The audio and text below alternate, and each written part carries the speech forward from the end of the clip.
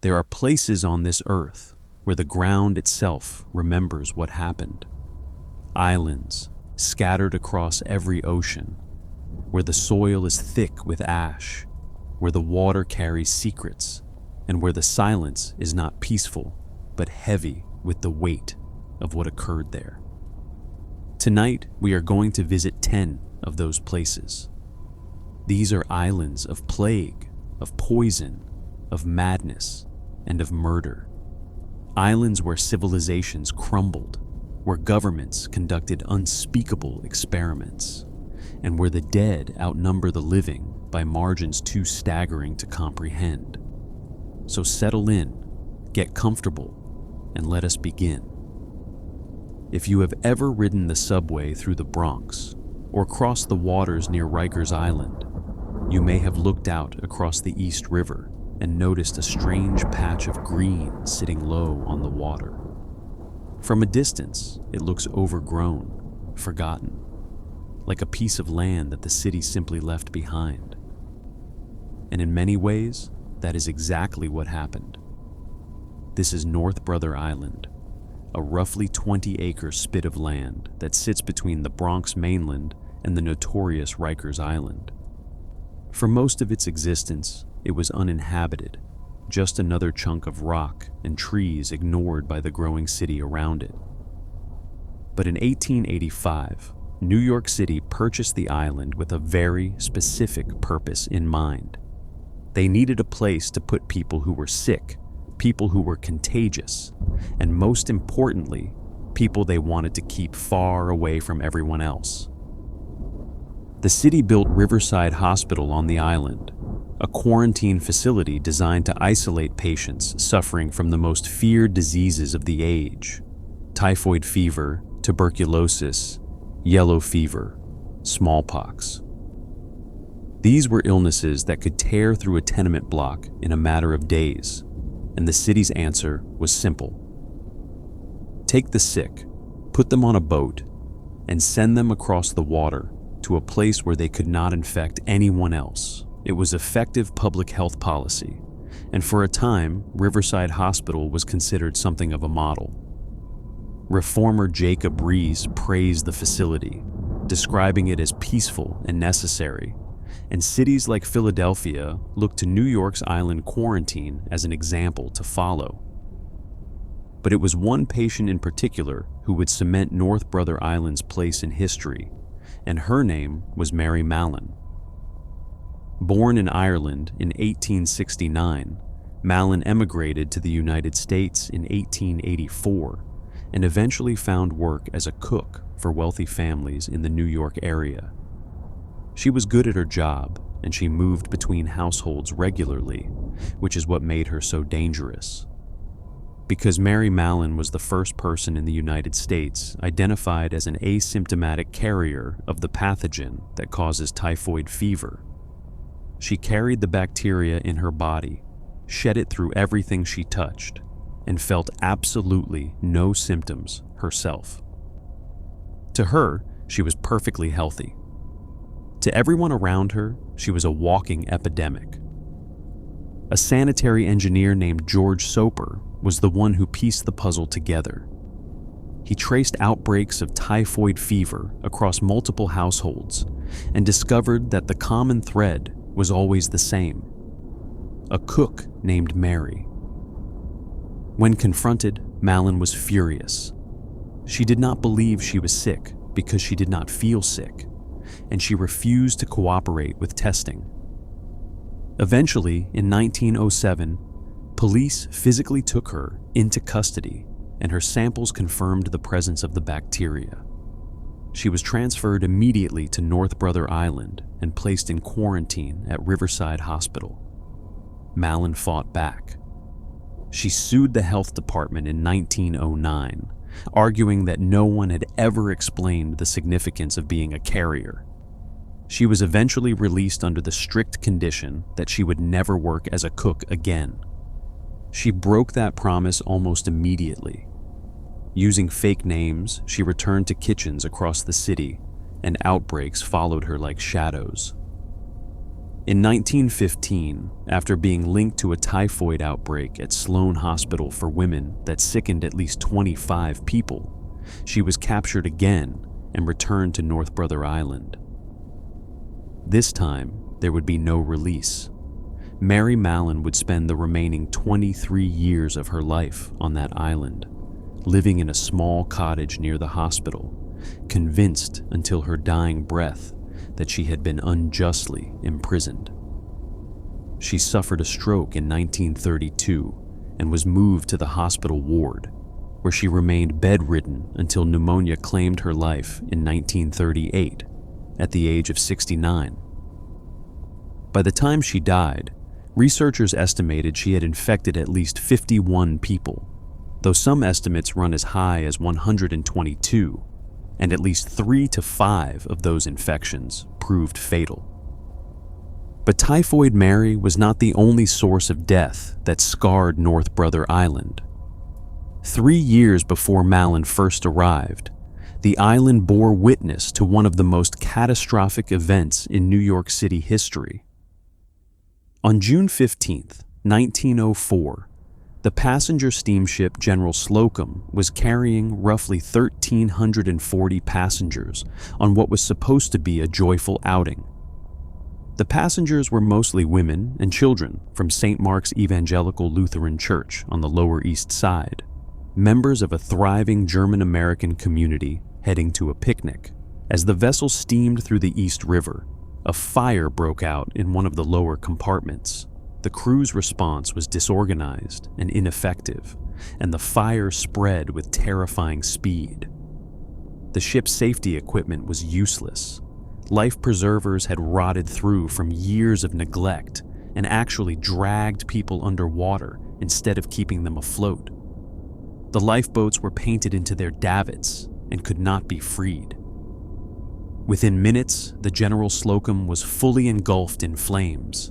Captain William Van Schaik, in a decision still debated by historians, chose not to beach the vessel along the nearby Manhattan shoreline, fearing that the fire would spread to oil tanks and lumber yards along the waterfront.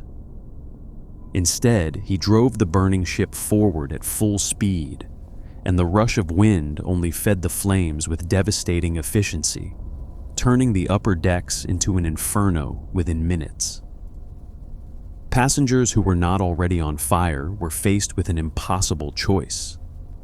They could jump into the East River, where the treacherous currents of Hellgate swirled with enough force to pull even strong swimmers under, or they could stay aboard and burn. Many of the women, dressed in the heavy layered clothing of the era, were dragged beneath the surface almost instantly when they hit the water. Children clung to their mothers as both went under. The rotten cork life preservers, which had been inspected and approved on paper but never actually tested, crumbled apart in the hands of panicking passengers, or, worse, were so heavy with waterlogged material that they pulled wearers straight to the bottom. Van Schaik eventually managed to ground the vessel near the shores of North Brother Island, about 25 feet from land, and the staff at Riverside Hospital, seeing the disaster unfold in real time, rushed to the shoreline and waded into the water to pull survivors out. Doctors, nurses, and even patients helped drag people from the churning river. But for most aboard, it was already too late. Over 1,021 people perished that day, either consumed by fire or pulled beneath the current of the East River.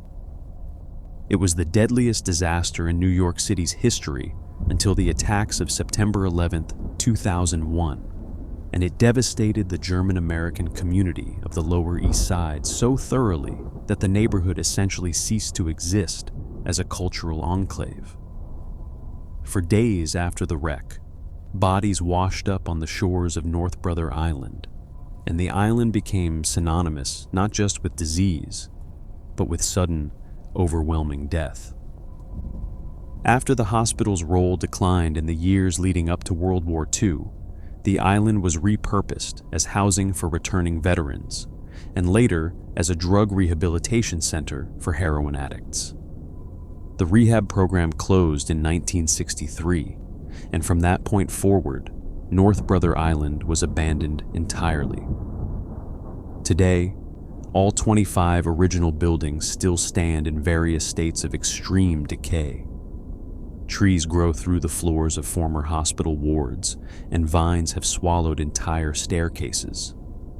The island is strictly off-limits to the public, designated as a bird sanctuary, and permits to visit are granted only for academic or scientific purposes. Nature has reclaimed the island, but beneath the overgrowth, the history remains. And if the quarantine wards of New York seem grim, they pale in comparison to what happened across the Atlantic, on a small cluster of islands sitting in the Venetian lagoon of northern Italy. Poveglia is a name that even many Italians speak with unease. The island first appears in historical records around 421 AD, when mainland residents fled to its shores to escape barbarian invasions during the decline of the Roman Empire. For centuries, a small community of fishermen and farmers called the island home, and it served as a reasonably peaceful place to live. But that peace would be shattered in the most horrific way imaginable. When the bubonic plague tore through Europe in successive waves, Venice was hit particularly hard. The city's position as a major trading hub meant that infected ships arrived constantly, and the authorities needed a solution. Poveglia, isolated and expendable, was designated as a lazaretto, a quarantine station for ships arriving in Venice. Beginning in 1793, any vessel carrying passengers suspected of illness was diverted to the island, and those aboard were forced to disembark and wait. For most of them, that wait ended in death. The plague killed indiscriminately, and on Poveglia, the dead accumulated at a rate that overwhelmed any attempt at proper burial. Massive pits were dug across the island, and bodies were thrown in by the dozens, sometimes the hundreds. When the pits were full, the bodies were burned. Men, women, and children were forced onto boats, sometimes kicking and screaming, knowing they were being sent to a place from which few returned. Those who were not yet dead when they arrived were thrown alongside those who were. The living lay next to the dying, breathing the same fetid air, waiting for the disease to finish what the exile had started. When the pits were full, the bodies were burned in massive bonfires that sent columns of smoke visible from Venice itself. Some accounts describe rocks being placed in the mouths of the dead, a folk practice rooted in the belief that it would prevent corpses from rising as vampires. Over the centuries that Poveglia served as a plague dumping ground, an estimated 160,000 people lost their lives there. The claim is often repeated that roughly half of the island's soil is composed of human ash, and while the exact percentage is difficult to verify, the presence of enormous plague pits across the landscape makes the assertion at least plausible. Fishermen in the Venetian lagoon avoided the waters around Poveglia for generations, not just out of superstition, but because their nets would occasionally dredge up human bones from the shallow seabed. Poveglia was, for all practical purposes, an island built on the dead. But the island's suffering did not end with the plague. In 1922, long after the last quarantine patients had been removed, the Italian government converted the abandoned lazaretto into a psychiatric hospital.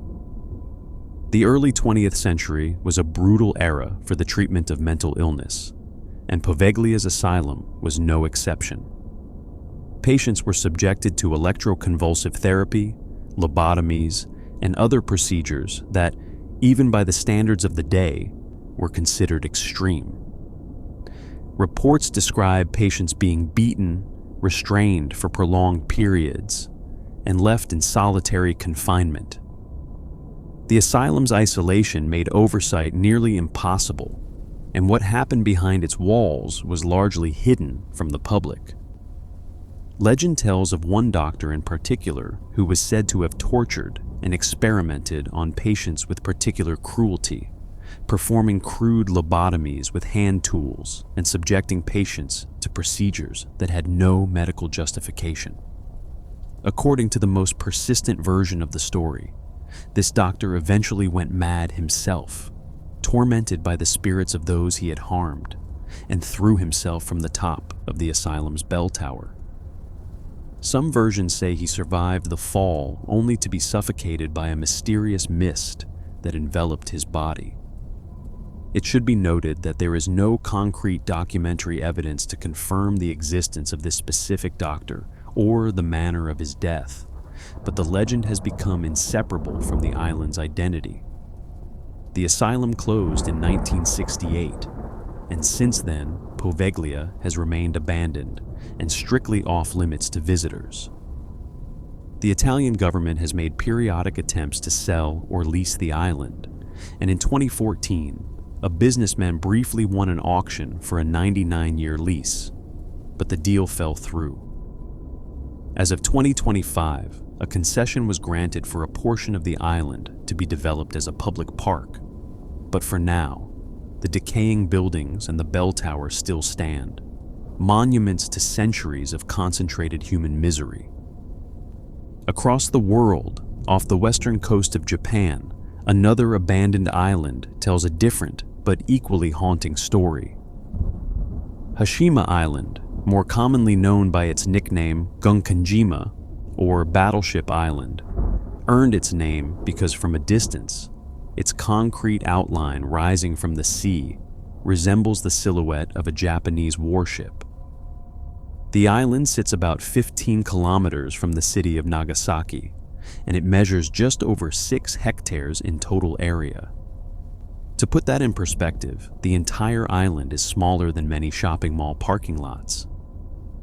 And yet, at its peak in 1959, over 5,259 people lived here, making it the most densely populated place on Earth at the time, with a density of roughly 83,000 people per square kilometer.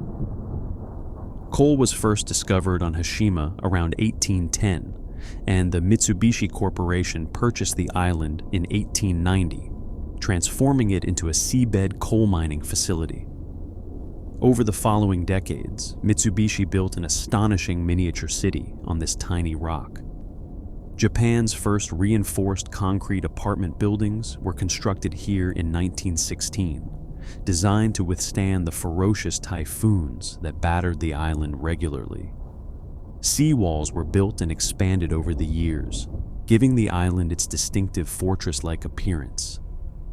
There were schools, a hospital, restaurants, shops, a cinema, a community swimming pool, and even a rooftop garden. From the outside, it might have seemed like a marvel of engineering and industrial efficiency. But beneath the surface, both literally and figuratively, the reality was much darker. The coal mines on Hashima extended deep beneath the ocean floor, plunging as far as 1,000 meters below the surface. Conditions in those tunnels were nightmarish. Temperatures soared well above 30 degrees Celsius, humidity hovered near 95%, and the air was thick with coal dust that coated the lungs of anyone who breathed it. The work was backbreaking and relentless. But the true horror of Hashima lies in what happened during the 1930s and 1940s, when Japan's imperial ambitions required ever-increasing amounts of coal. As Japanese men were conscripted into the military, the labor shortage was filled by force. Korean civilians and Chinese prisoners of war were brought to the island and compelled to work in the mines under conditions that can only be described as slavery. They were given barely enough food to survive, worked for shifts that exceeded 12 hours a day, and subjected to routine beatings. Those who tried to escape faced nearly impossible odds. The island was surrounded by open ocean, and the currents around Hashima were treacherous. Some desperate laborers threw themselves into the sea anyway, attempting to swim the 15 kilometers to the mainland. Many of them drowned. The exact death toll among forced laborers remains disputed. Japanese sources cite a figure of approximately 137 deaths, while Korean and Chinese estimates suggest the number may exceed 1,300. A 2012 report from a South Korean government commission documented that 122 of 600 Korean forced laborers on the island died during the Japanese occupation, with causes including mine collapses, malnutrition, exhaustion, and drowning during escape attempts. When petroleum began replacing coal as Japan's primary energy source in the 1960s, Hashima's mines became economically unviable. The population dwindled steadily as workers and their families were transferred to the mainland. The last mine closed in January 1974, and by April of that year, the entire remaining population had been evacuated. The evacuation happened so quickly and so completely that the island became a time capsule of mid-20th century Japanese life, frozen in the moment of departure. Dishes sat on kitchen tables with meals half prepared. Bicycles rusted in narrow hallways. Family photographs hung on walls in apartments where no one would ever sleep again. Television sets stood in living rooms alongside scattered magazines and children's toys. The school desks were still arranged in rows, as if students might return at any moment. But no one came back. For decades, Hashima sat untouched except by the elements, and the Pacific Ocean proved to be a merciless landlord. Salt air corroded the reinforcing steel inside the concrete, causing it to swell and crack. Typhoons hammered the crumbling buildings year after year. Vegetation forced its way through floors and staircases, and entire sections of apartment blocks collapsed into rubble. The island became one of the most striking examples of urban decay on the planet, a concrete skeleton surrounded by churning sea. In 2015, Hashima was approved as a UNESCO World Heritage Site, though the designation came with significant controversy. Japan had agreed to acknowledge the history of forced labor on the island as a condition of its approval, but a UNESCO investigation in 2021 found that Japan had failed to adequately address this history in its exhibits and interpretive materials. The debate continues to this day, a reminder that the dead of Hashima are still fighting for recognition. Not far from one of the most densely packed cities on Earth, another island holds a very different kind of record. Hart Island sits at the eastern edge of the Bronx, a narrow strip of land about 1 mile long in the Long Island Sound. You cannot see it from Manhattan's gleaming towers, but it is there, just a short ferry ride from City Island, and it contains the largest public cemetery in the United States. Some call it the largest mass grave in the country. Since 1869, Hart Island has served as New York City's Potter's Field, the burial ground for those who cannot afford a private funeral, whose identities remain unknown, or whose bodies go unclaimed. Over 1 million people are buried here. The island has a history that predates its use as a cemetery. During the Civil War, it housed a Union garrison and later served as a prisoner of war camp for captured Confederate soldiers, more than 3,400 of them, crammed into barracks on this semi-wall, windswept island, in conditions that prisoners described as appalling. 235 of those Confederate soldiers died in captivity and were buried on the island. After the war, the island passed through various uses, each one reflecting a different facet of New York's relationship with its most marginalized citizens. A workhouse for petty criminals and drug addicts operated there for decades. A psychiatric institution treated patients in its crumbling facilities. A reformatory for boys attempted to rehabilitate young offenders on the island's isolated grounds. And during the Cold War, the military even installed a Nike missile defense site on the island, positioning anti-aircraft weapons among the mass graves. But throughout all of these transformations, the burials never stopped. The first person interred in Hart Island's public cemetery was a 24-year-old woman named Louisa Van Slyke, who died of yellow fever in Charity Hospital in 1869, with no family or friends to claim her body. She was placed in the ground, and in the century and a half since, roughly 1 million others have followed. The scale of burial on Hart Island is difficult to grasp. For most of its modern history, the graves were dug by inmates from Rikers Island who volunteered for burial detail. They would arrive by ferry on most weekdays, and using heavy machinery and hand tools, they would open trenches roughly 70 feet long and place pine coffins inside, stacked 3 deep and arranged 2 abreast, with approximately 150 adults per trench. For infants and stillborn babies, the numbers per trench were even higher, up to 1,000 small coffins per plot. Each trench is marked with a small white stone, and there are no individual headstones, no flowers, no names visible on the landscape. Just row after row of white markers stretching across open fields where geese wander and ospreys circle overhead. The HIV and AIDS epidemic of the 1980s and 1990s added a particularly painful chapter to Hart Island's history. At the height of the crisis, when stigma and fear surrounded the disease, many families refused to claim the bodies of those who had died from AIDS-related complications.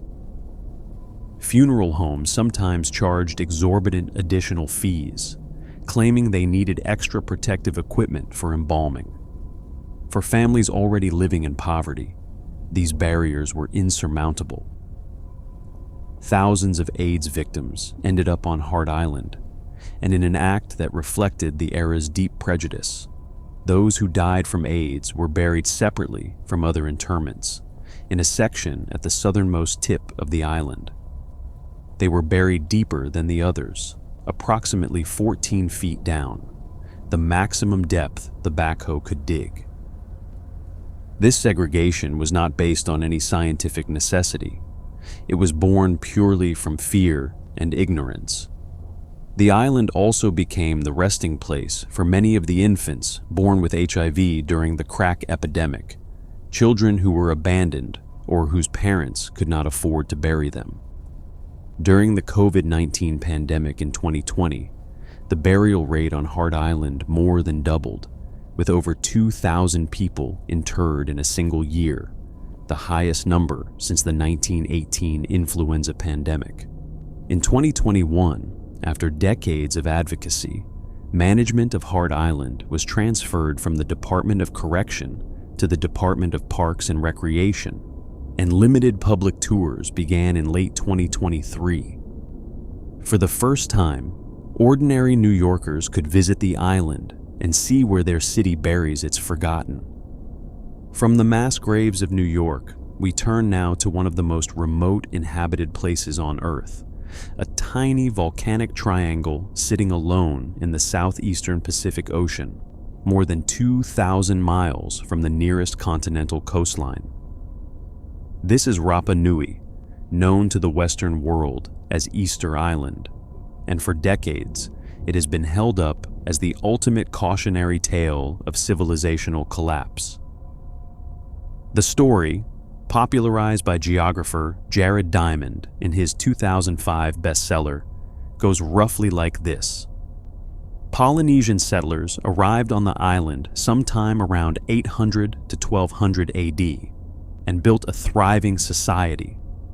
They erected hundreds of enormous stone statues called moai, carved from volcanic rock, to honor their ancestors. But in their ambition, they destroyed their own environment. They chopped down every tree, exhausted the soil, killed off the seabirds, and drove themselves into a spiral of famine, warfare, and cannibalism. By the time Dutch explorer Jacob Roggeveen arrived on Easter Sunday in 1722, only a few thousand people remained on an island that had once supposedly supported 15,000 or more. It is a compelling narrative, and for years it was treated as established fact. But recent research has challenged this story fundamentally, and the truth may be far more disturbing than any tale of self-inflicted ecological ruin. A growing body of archaeological, genetic, and agricultural evidence now suggests that the Rapa Nui people did not experience a catastrophic pre-contact population collapse at all. A 2024 study published in the journal Nature analyzed the genomes of 15 ancient Rapa Nui inhabitants and found no evidence of a genetic bottleneck, the signature marker that would be expected if the population had crashed dramatically. Instead, the data showed steady, stable population growth from the 13th century through to European contact in the 18th century. Another study from the same year used satellite imagery and machine learning analysis to map the island's ancient rock gardens, an ingenious agricultural technique in which broken rocks were scattered across fields to protect crops from wind and salt spray while leaching nutrients into the soil. The researchers found that these gardens covered far less area than previously estimated, suggesting the island could only have supported a population of roughly 3,000 to 4,000, not the 15,000 that Diamond and others had proposed. If the Rapa Nui population was small and stable, then what actually happened? The answer, it appears, lies not in ecological suicide, but in European contact. When Roggeveen landed in 1722, he brought more than 100 armed men ashore. Before his party had gone very far, shots were fired at the islanders, killing between 10 and 12 of them. It was a grim foreshadowing of what was to come. Over the next century and a half, the Rapa Nui were devastated by diseases introduced by European visitors, to which they had no immunity. But the most catastrophic blow came in December 1862, when Peruvian slave raiders descended on the island in a series of coordinated attacks. Over the course of several months, at least 8 ships arrived at Easter Island's shores. On the first raid, roughly 80 sailors assembled on the beach and laid out trade goods like mirrors, necklaces, and other attractive items. When enough islanders had gathered, a signal was given, guns were fired, and the Rapa Nui were captured, bound, and dragged to the waiting ships. At least 10 islanders were killed outright in that first assault. Subsequent raids used similar tactics, and the islanders' attempts to defend themselves proved futile against firearms. In total, more than 1,400 islanders were taken, roughly half the population. Among those taken were virtually all of the island's hereditary chiefs, community leaders, and learned elders, the keepers of the island's oral traditions, language, and cultural memory. Most of the captives died within months in Peru, worked to death on plantations, or killed by tuberculosis, smallpox, and dysentery. When international pressure eventually forced Peru to return the survivors, only a handful made it back, and they brought smallpox with them, triggering an epidemic that tore through the remaining population. By 1877, only 111 native Rapa Nui remained alive. The Moai did not fall because the islanders destroyed themselves. The civilization was dismantled by outsiders. Far to the west across the Pacific, another island paradise was destroyed not by slave traders, but by something even more devastating: Bikini Atoll is a ring of 23 small islands surrounding a tranquil lagoon in the Marshall Islands, roughly halfway between Australia and Hawaii. Before 1946, the atoll was home to approximately 167 Marshallese people who lived a subsistence lifestyle, fishing the lagoon and farming coconuts and arrowroot on the sandy soil. It was, by most accounts, a peaceful existence. That peace ended in February 1946, when Commodore Ben H. Wyatt, the military governor of the Marshall Islands, arrived at Bikini and delivered a message to its residents. He told them that the United States needed their atoll for nuclear weapons testing, and he framed the request in almost biblical terms, telling the islanders that they were a chosen people and that their sacrifice would be for the good of all mankind. The leader of the Bikini community, King Judah, reportedly stood and announced that his people would go, placing their faith in God.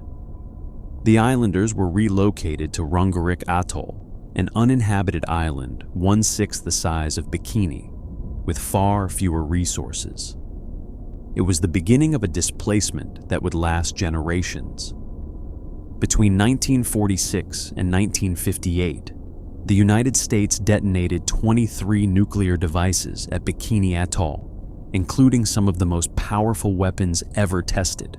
The first tests, Operation Crossroads in July 1946, involved 2 bombs dropped on a fleet of 95 target ships assembled in the lagoon. Laboratory animals, including pigs, goats, and rats, had been placed aboard the ships to simulate the effects of a nuclear blast on living crew members. The first bomb, codenamed Abel, was dropped from a B-29 bomber and detonated 520 feet above the lagoon, sinking 5 ships and killing roughly a third of the test animals. The second, codenamed Baker, was detonated 90 feet underwater, sending a column of water and radioactive spray 2,000 feet into the air and contaminating the entire target fleet so thoroughly that many of the ships could never be decontaminated. The images from these tests, mushroom clouds rising over turquoise water and palm-fringed atolls, became some of the most iconic photographs of the atomic age. But it was the Castle Bravo test on March 1st, 1954, that became the defining event of Bikini's destruction. Castle Bravo was a thermonuclear hydrogen bomb with an expected yield of 6 megatons. It detonated at 15 megatons, 2.5 times more powerful than predicted, producing the largest nuclear explosion in American history. The blast vaporized entire islands, leaving a crater a mile wide and 200 feet deep where solid land had once been. But the most devastating consequence was the fallout. A massive cloud of irradiated coral dust was carried by the wind far beyond the designated danger zone. Roughly 110 miles away, the fallout rained down on Gruinard Atoll, home to 64 people. The radioactive debris looked like snow, and residents who did not understand what it was walked through it, touched it, and in the case of children, played in it and even tasted it. Within hours, people began experiencing severe radiation sickness, including nausea, vomiting, skin burns, and hair loss. The military did not evacuate the residents of Gruinard for 2 full days. 6 days after the test, the United States government launched a secret medical study known as Project 4.1, to study the effects of radiation exposure on the Marshallese, a program that critics have described as using the islanders as human guinea pigs without their knowledge or consent. Meanwhile, the people of Bikini were shuttled from one inadequate relocation site to another. On Gruinard, they nearly starved. They were moved to Kwajalein, where they lived in tents beside a military runway. In 1948, they were relocated again to Kili Island, a tiny 200-acre landmass with no lagoon and no sheltered waters, meaning that for half the year, fishing was impossible. In the late 1960s, the US government declared Bikini Atoll safe for habitation, and some families returned. But within a decade, studies revealed that the returnees had absorbed dangerous levels of cesium-137 through the food chain, with some showing a 75% increase in radioactive contamination in their bodies. They were evacuated again in 1978, and as of today, Bikini Atoll remains uninhabitable. The coconut crabs are too radioactive to eat. The soil still carries dangerous levels of contamination, and the people of Bikini remain scattered across other islands, their ancestral home poisoned beyond repair. The tragedy of Bikini Atoll was not an isolated incident, but part of a much larger pattern of devastation across the Marshall Islands. Between 1946 and 1958, the United States conducted 67 nuclear tests across the archipelago, primarily at Bikini and Enewetak atolls. The total explosive force detonated on the Marshall Islands was approximately 108 megatons, equivalent to detonating a bomb the size of the one dropped on Hiroshima every single day for 20 straight years. The fallout from these tests contaminated the entire island chain to varying degrees, and its effects have rippled through generations. Women in the Marshall Islands have experienced cervical cancer mortality rates 60 times higher than comparable populations on the US. Mainland. Lung cancer mortality among Marshallese men is 4 times the American average, and oral cancer rates are 10 times higher. Birth defects reached horrifying levels in the decades following the tests. Women gave birth to severely deformed babies at rates far exceeding the global norm. Some infants were born with translucent skin and no discernible bones, so malformed that Marshallese women referred to them as jellyfish babies because they could barely be recognized as human. Most did not survive more than a few days. A 2005 report from the National Cancer Institute found that the risk of developing cancer for those exposed to fallout in the Marshall Islands was greater than 1 in 3. And a study commissioned by Greenpeace estimated that, when accounting for the global dispersal of radioactive fallout from the Marshall Islands tests, the testing program may have contributed to roughly 100,000 excess cancer deaths worldwide. The United States has paid over $300 million in compensation to the Marshall Islands through various trust funds and settlements, but many Marshallese argue that the sum falls far short of what is owed. The Marshall Islands Nuclear Claims Tribunal has awarded over $2 billion in damages, but the U.S. government has only funded a fraction of those awards. Today, the Republic of the Marshall Islands struggles with some of the highest cancer rates, diabetes rates, and suicide rates in the Pacific. Rising sea levels threaten to swallow many of its low-lying atolls entirely. For the Marshallese, the nuclear legacy is not history. It is the present. From the irradiated atolls of the Pacific, we travel now to a very different body of water off the northwest coast of Scotland, where a small, oval-shaped island of barely 500 acres sits in Gruinard Bay. Gruinard Island was, for most of its history, unremarkable. A handful of people lived there in the 19th century, tending sheep and farming the thin soil, but by the 1930s, the island was uninhabited. Its very isolation and insignificance made it perfect for what the British government had in mind.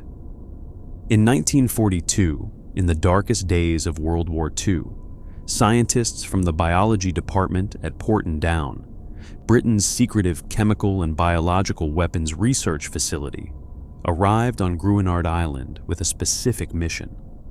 They were testing anthrax as a potential weapon of war.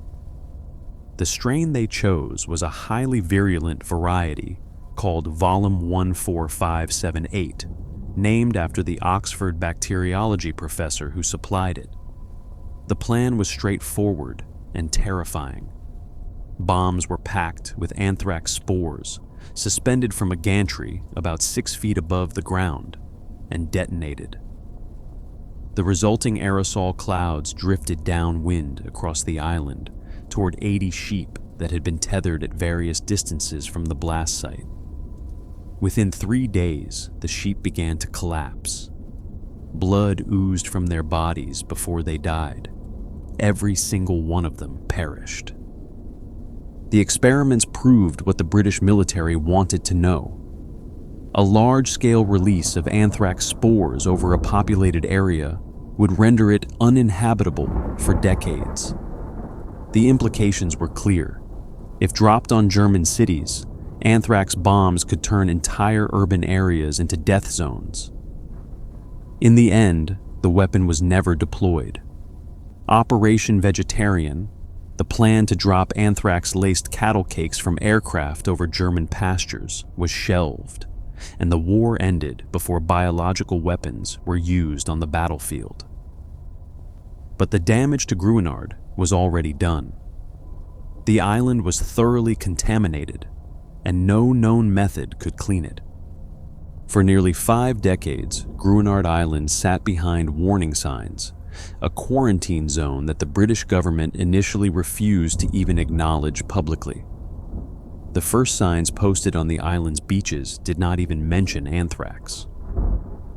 Dead sheep began washing ashore on the Scottish mainland, and the Secret Service concocted a cover story involving Greek sailors to explain the contamination. Soil samples were tested annually from 1948 through the early 1970s and consistently showed the presence of viable anthrax spores. The island was deemed a sacrifice zone, permanently damaged and permanently off-limits. In 1981, a shadowy group calling itself the Dark Harvest Commandos took matters into their own hands. They landed on Gruinard, collected contaminated soil, and delivered it to meaningful locations as a form of protest. A sealed package was left outside the gates of Porton Down itself, and tests confirmed it contained anthrax. Another package appeared in Blackpool during the Conservative Party's annual conference. The message was clear: clean the island, or the contamination would come to the mainland. The government finally acted. Starting in 1986, a massive and unprecedented decontamination effort was undertaken. Workers in protective gear sprayed 280 tons of formaldehyde solution diluted in 2,000 tons of seawater across all 485 acres of the island. The most heavily contaminated topsoil around the original dispersal site was physically stripped away and removed. It was one of the largest environmental remediation efforts of its kind ever attempted, and the cost ran into millions of pounds. After the spraying was complete, a flock of sheep was placed on the island and monitored carefully for any signs of anthrax infection. They remained healthy for months, and a panel of scientists, led by the Secretary of the Agricultural and Food Research Council, declared the island safe. In April 1990, after 48 years of quarantine, the government held a public ceremony and removed the warning signs that had ringed the island's beaches for nearly half a century.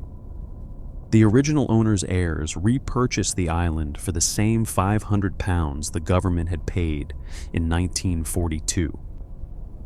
But skeptics remain, and recent investigations have revealed that the Ministry of Defense may have covered up evidence that anthrax contamination spread to the Scottish mainland, a possibility the government never tested for and apparently hoped no one would discover. From the biological warfare testing grounds of Scotland, we travel now to one of the most remote and beautiful spots in the entire Pacific Ocean, a place that looks like paradise, but has earned a reputation for something much darker. Palmyra Atoll sits roughly 1,000 miles due south of Honolulu, Hawaii, a tiny cluster of islands and reefs surrounding a shallow lagoon in the warm waters of the Central Pacific. It is part of the Northern Line Islands and is designated as a United States National Wildlife Refuge. There are no permanent human inhabitants, only the occasional rotation of scientists and researchers who come to study the atoll's remarkably pristine coral ecosystems and the thousands of seabirds that nest on its shores.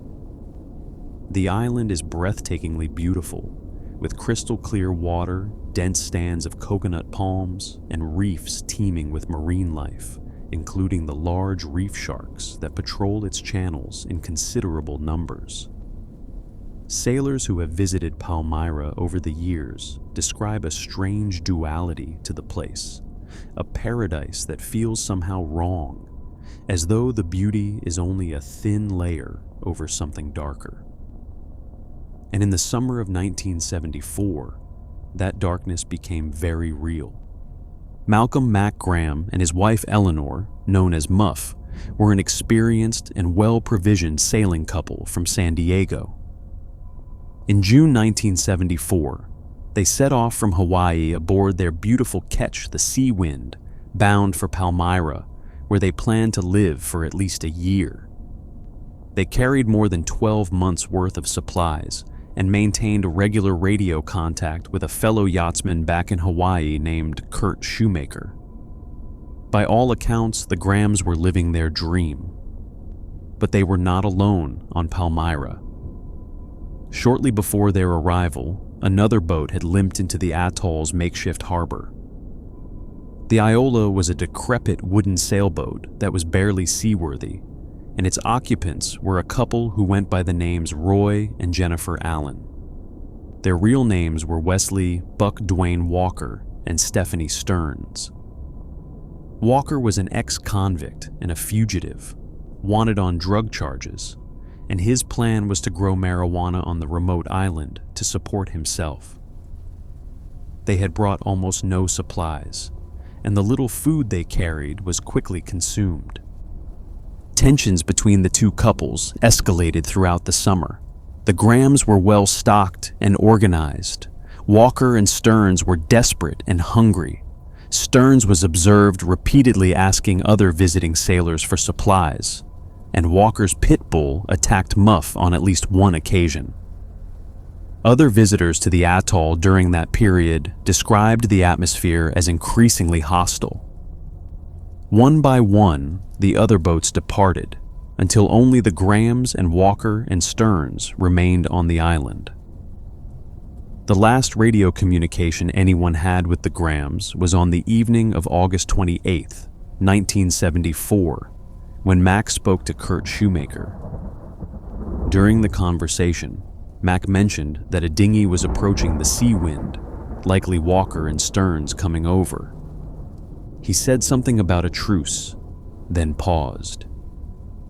A woman's voice and laughter were heard. Mac said he needed to see what was happening, and the radio went silent. No one ever heard from the Grahams again. In October 1974, the Sea Wind was spotted in a Honolulu yacht harbor, repainted and renamed.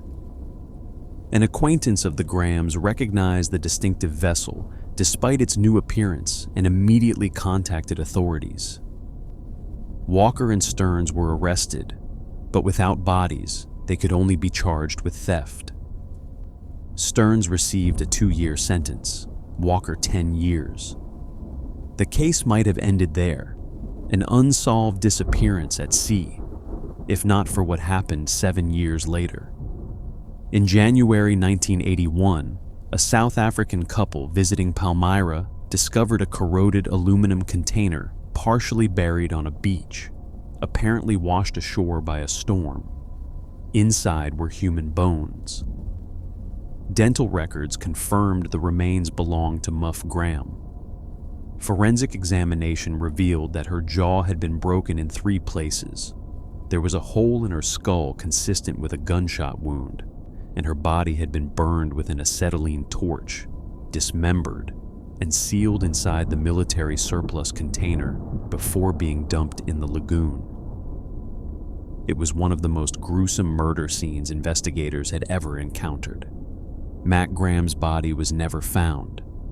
Walker was tried and convicted of Muff Graham's murder in 1985 and sentenced to life in prison. His defense claimed the Grahams had drowned in a boating accident, a story no one believed.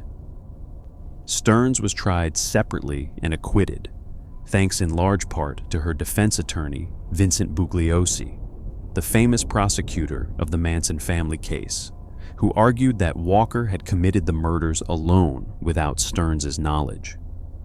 Walker served 22 years before being paroled in 2007. He died of a stroke in 2010 at the age of 72, living in a trailer in rural Northern California. To the end, he denied killing anyone, publishing an 895-page book offering his own version of events. Matt Graham's fate remains unknown to this day. His body was presumably dumped in the lagoon or the open ocean, and the sharks that patrol Palmyra's reef passages may have ensured that no trace would ever surface. Our final destination tonight is perhaps the most harrowing of all because it combines isolation, starvation, madness, and tyranny into a single, concentrated nightmare. Clipperton Island is a barren coral atoll located approximately 1,300 kilometers southwest of Acapulco, Mexico, in the vast emptiness of the eastern Pacific. It is barely 9 square kilometers in total area, most of which is lagoon, and the habitable land is a narrow ring of sand and coral barely 2 meters above sea level. There is almost no vegetation beyond scattered grasses and coconut palms, and the island's most prominent feature is a volcanic rock outcropping called Clipperton Rock that rises about 29 meters above the water. In the early 20th century, as Mexico and France squabbled over sovereignty of the atoll, the Mexican government decided to establish a presence. In 1906, a military garrison was sent to Clipperton, along with a lighthouse that was erected atop the rock. A small settlement was built, and eventually around 100 men, women, and children lived on the island, supported by supply ships that arrived from Acapulco every 2 months. Captain Ramon Arnaud was appointed governor of the island, a position that was, in part, punishment for an earlier desertion from the army. At his side was his young wife, Alicia Rovira Arnaud, who had given up a life of comfort to follow the man she loved to the edge of the world. For a brief time, the colony functioned. The lighthouse keeper, a reclusive man named Victoriano Alvarez, was assigned to maintain the light atop the rock, and life on Clipperton, while sparse, was survivable as long as the supply ships kept coming. Then, in 1910, the Mexican Revolution erupted, and the government's attention turned inward. The supply ships became less frequent, then stopped altogether. The 100-odd souls on Clipperton Island were forgotten, as completely as if they had never existed. Cut off from the mainland, with no radio powerful enough to call for help, and no vessel capable of making the 1,300-kilometer open ocean crossing, the colonists began to starve. The coconut palms provided some sustenance, and fishing was possible when the sharks and surf cooperated, but the island offered almost nothing else.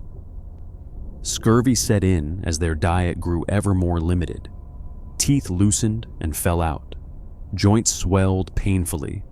Open wounds refused to heal. The mood on the island shifted from hope to despair as week after week, month after month, passed with no ship on the horizon. In 1914, an American schooner called the Nokomis was wrecked on Clipperton's reef, and when the U.S.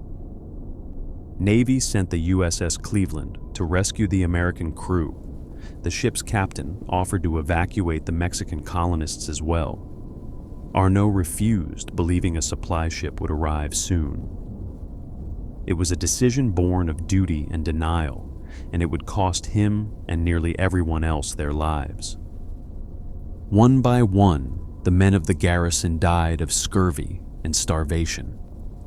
Captain Arnaud, along with the last remaining men, made a desperate attempt to sail a small boat toward a ship they believed they had spotted on the horizon. Accounts differ on exactly what happened next. Either the ship was a hallucination brought on by starvation, and the men attacked Arnaud in fury before their boat capsized, or the breakers were simply too powerful for the weakened men to overcome, and the boat was smashed on the reef. Either way, every man in that boat drowned, including Captain Arnaud. This left Victoriano Alvarez as the last man alive on Clipperton Island, alone with approximately 15 women and children.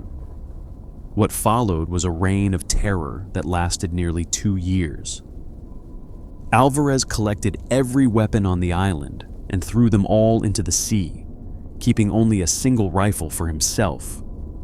He then declared himself the king of Clipperton Island and announced that all the women were his property. He raped them systematically, beat them, and murdered those who resisted. One woman and her daughter who refused to submit to him were killed outright. He enslaved the children, forcing them to serve his every demand, and he controlled access to what little food remained, using starvation as a weapon of compliance. The women and children lived in makeshift shelters, malnourished and terrified, while Alvarez ruled from his lighthouse like a deranged feudal lord.